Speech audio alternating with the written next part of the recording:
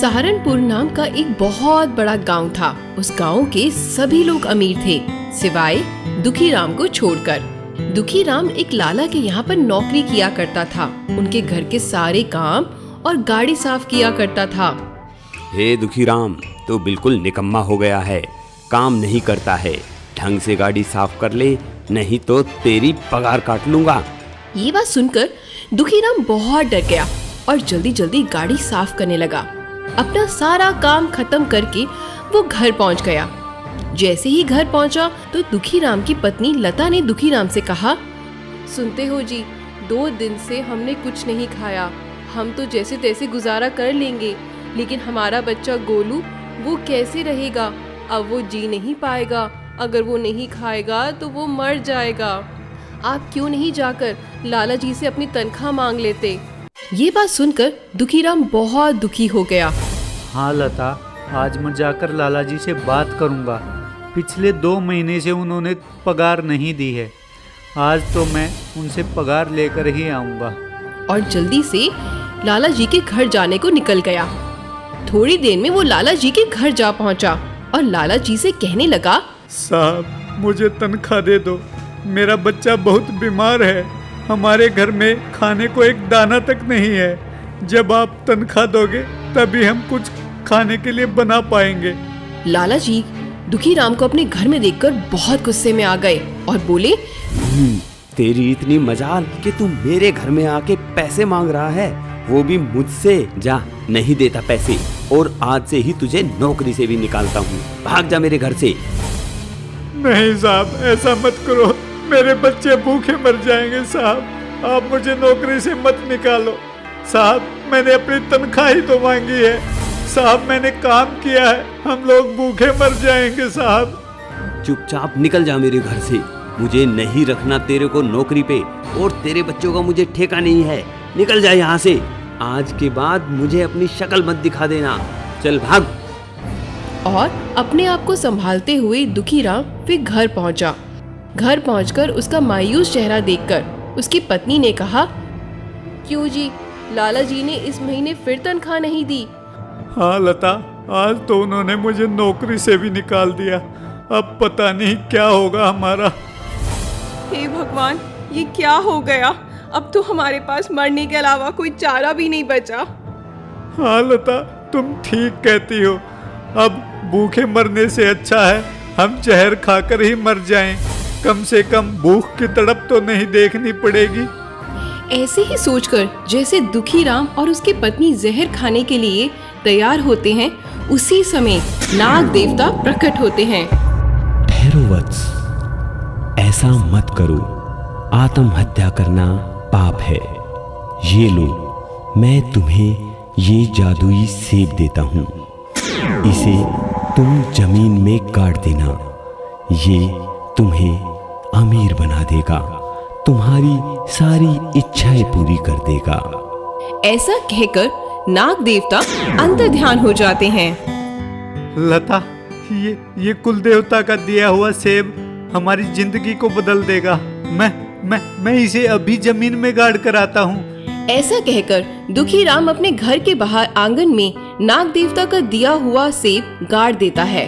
अगली सुबह जैसे ही उसके माता पिता और गोलू अपने घर के आंगन में आकर देखते हैं तो क्या देखा, एक बहुत बड़ा सेब उनके आंगन में उग आया है। गांव वाले देखकर चकित रह गए। गोलू के माँ बाप भी बहुत ज्यादा आश्चर्यचकित हो गए कि इतना बड़ा सेब उनके आंगन में आया कैसे। गांव वाले कहने लगे, जरूर किसी ने टोना टोटका कर दिया है, नहीं तो इतना बड़ा सेब कैसे उग सकता है।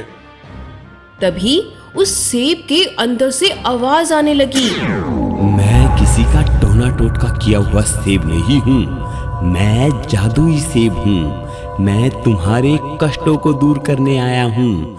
तुम मेरे अंदर से कितने भी सेब निकाल सकते हो और उन्हें बेचकर अमीर बन सकते हो। ये बातें सुनते ही दुखीराम और उसकी पत्नी ने सेब को नमस्कार किया और जैसे ही उन्होंने धन्यवाद दिया, सेब के अंदर से बहुत सारे सेब निकलने शुरू हो गए। तभी दुखीराम और उसकी पत्नी जल्दी से बाल्टी और टोकरी ले आए और उसमें सेब भरने शुरू कर दिए और उन्होंने उस ठेले में सेब रखकर अपने गांव में बेचना शुरू कर दिया। धीरे धीरे उनके सेब बेचने से वो बहुत अमीर हो गए और गांव में सबसे बड़ा मकान उनका बन गया। उसके व्यापार की खबर विदेशों तक लग गई और विदेशों से भी लोग देखने के लिए आए कि ऐसा कौन सा सेब है दुखीराम के पास जो इतना व्यापार उसका फैल गया है। कहाँ उसके पास छोटी सी झोपड़ी थी और कहाँ गांव का सबसे बड़ा मकान बना लिया है। ये सब बातें लाला को पता चल गई। लाला से बर्दाश्त नहीं हुआ कि जो मेरे यहाँ पे नौकर था आज उसने गांव में सबसे बड़ा मकान बना लिया। उसको बहुत जलन होने लगी। उसको दुखीराम से बहुत ईर्ष्या हो गई और एक रात वो चुपके से दुखीराम के आंगन में जा पहुंचा और लाला ने उस सेब को देखकर कहा, तो ये है वो सेब जिसने दुखीराम को इतना अमीर बना दिया है।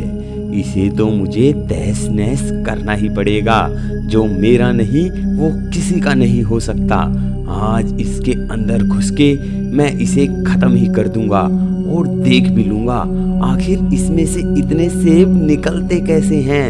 ये कहते हुए लाला उस सेब के अंदर कूद गया।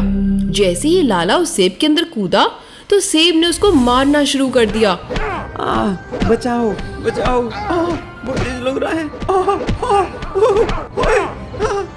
जोर जोर से लाला के रोने की आवाज आने लगी और पीटने की आवाजें भी सुनाई देने लगी। ऐसे करते करते सुबह हो गई। जैसे ही दुखीराम उस सेब में से सुबह सेब लेने के लिए आया तभी लाला उस सेब के अंदर से बाहर गिर पड़ा। तभी गांव वाले लाला को सेब के अंदर से बाहर निकलते हुए देखकर हैरान हो गए और उन्होंने लाला से पूछा, अरे लाला, तुम सेब के अंदर क्या कर रहे थे? क्यों, पता लग गया इस सेब के अंदर क्या है ऐसा? ये सुनकर लाला बहुत शर्मिंदा हुआ और अपने किए की माफी मांगने लगा। इस प्रकार दुखीराम और उसका परिवार खुशी खुशी जीवन व्यतीत करने लगे और पूरे गांव में सब अमीर हो गए। बहुत पुराने समय की बात है जब जानवर भी आपस में बात किया करते थे। एक बहुत बड़ा जंगल था जिसमें एक बहुत ही ताकतवर और गुस्से वाला शेर रहता था। वो शेर हर रोज 2-3 जानवरों को मार देता। एक जानवर वो खाता और बाकी के 2-3 जानवरों को यूं ही छोड़ जाता। इस बात से जंगल के सारे जानवर बहुत ही परेशान थे क्योंकि उनकी आबादी बहुत ही तेजी से कम हो रही थी। सारे जानवरों ने मिलकर एक मीटिंग बुलाई और मीटिंग में सबने ये डिसाइड किया कि अब से हर रोज एक जानवर शेर के पास स्वयं जाएगा और उसका खाना बनेगा। सभी जानवर इस बात को मान गए। अब उन सब जानवरों ने मिलकर यही विनती जाके शेर से की कि महाराज, आपके पास हर रोज एक जानवर अपने आप आ जाएगा, आप उसे खा लेना। शेर ने सोचा, बात तो ये बिल्कुल सही कह रहे हैं। मुझे कहीं बाहर जाना भी नहीं पड़ेगा और मुझे यहीं पर अपने घर में बैठे बैठे रोज खाना भी मिल जाएगा। इससे अच्छा और क्या होगा। मैं बाकी समय आराम से सोकर निकालूंगा और मजे करूंगा। शेर ने जानवरों से कहा, ठीक है, मैं तुम्हारी बात मान लेता हूँ, लेकिन हर रोज सुबह सुबह मुझे एक जानवर खाने के लिए चाहिए। अगर ऐसा नहीं हुआ तो मैं तुम सबको मार डालूंगा। अब हर रोज शेर के पास एक जानवर अपने आप जाने लगा। इसी तरह काफी महीने बीत गए। अब कुछ महीनों के बाद एक गधे का नंबर आया जिसका नाम था डोलू। लेकिन डोलू गधा बहुत ही चालाक था। वो जैसे ही शेर के पास पहुंचा तो शेर के पैरों में गिर गया और शेर से विनती की, महाराज, आप तो बहुत ही शक्तिशाली हैं। अगर आप मुझे छोड़ देंगे, मुझे नहीं खाएंगे, तो मैं आपके बहुत ही काम आ सकता हूँ और वो भी पूरे जीवन भर। शेर गधे पर हंसा। तू एक गधा होकर मेरे क्या काम आएगा? तू सिर्फ मेरी भूख मिटा सकता है और कुछ नहीं। गधा बोला, लेकिन महाराज, मैं सच में आपकी पूरी जिंदगी सेवा करूंगा और आपके बहुत काम आऊंगा। शेर ने थोड़ा सोचा और फिर गधे से पूछा। बता, तू मेरे कैसे काम आ सकता है? गधा बोला, महाराज, आप तो सर्वशक्तिशाली हैं, इतने बड़े जंगल के राजा हैं, और फिर भी जब भी आपको कहीं जाना होता है तो आपको पैदल चलकर जाना पड़ता है। ये तो बहुत ही अन्याय है। राजा को पैदल नहीं चलना चाहिए।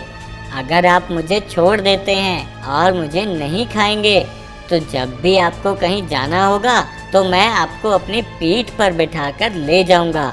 मैं आपकी सवारी बनूंगा। शेर ने कुछ देर सोचा।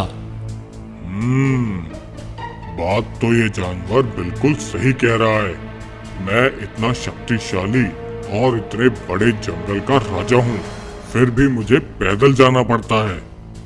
इससे अच्छा तो मैं इसे नहीं मारता और जहाँ भी मुझे जाना होगा मैं इसकी पीठ पर चढ़कर जाऊंगा, और खाने के लिए तो मुझे और जानवर भी मिल ही जाएंगे। और इस तरह शेर ने डोलू गधे को छोड़ दिया और उसे नहीं मारा। अब शेर को जब भी कहीं जाने की जरूरत पड़ती तो वो सबसे पहले मुकुट पहनता और फिर फटाफट गधे की पीठ पर चढ़ जाता। गधा उसे लेकर पूरे जंगल में घूमता और वापस उसके घर तक ले आता। ऐसे ही करते करते पूरा 1 साल बीत गया और शेर बहुत ही आलसी हो गया। शेर को भी अब मजा आने लगा कि उसे ना तो चलना पड़ता है और ना ही खाने की तलाश में कहीं बाहर जाना पड़ता है। फिर एक दिन जंगल के सभी जानवरों ने फिर से मिलकर एक सभा बुलाई। शेर को भी उस सभा में बुलाया गया। शेर हमेशा की तरह गधे की पीठ पर बैठकर सभा में पहुंचा। जैसे ही गधा सभी जानवरों के बीच में पहुंचा, उसने उछलकर शेर को नीचे गिरा दिया। शेर को बड़ा गुस्सा आया। शेर गधे पर चिल्लाया, मूर्ख, तेरी इतनी हिम्मत कि तूने मुझे नीचे गिराया। रुक, आज मैं सबसे पहले तुझे ही खाऊंगा और उसके बाद इन सबको जो मुझ पर हंस रहे हैं। लेकिन गधा जोर जोर से हंसने लगा।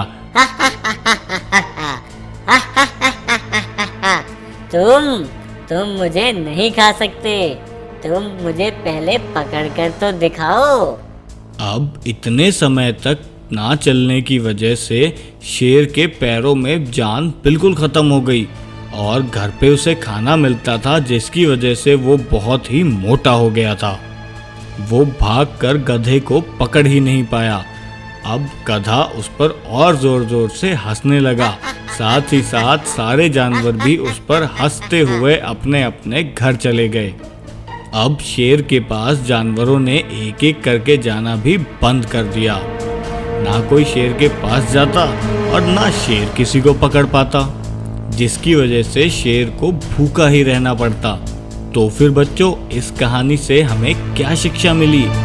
इस कहानी से हमें शिक्षा मिली कि हमें हर रोज एक्सरसाइज करनी चाहिए और बैठे बैठे खाने से हमारे शरीर का वजन बढ़ जाता है।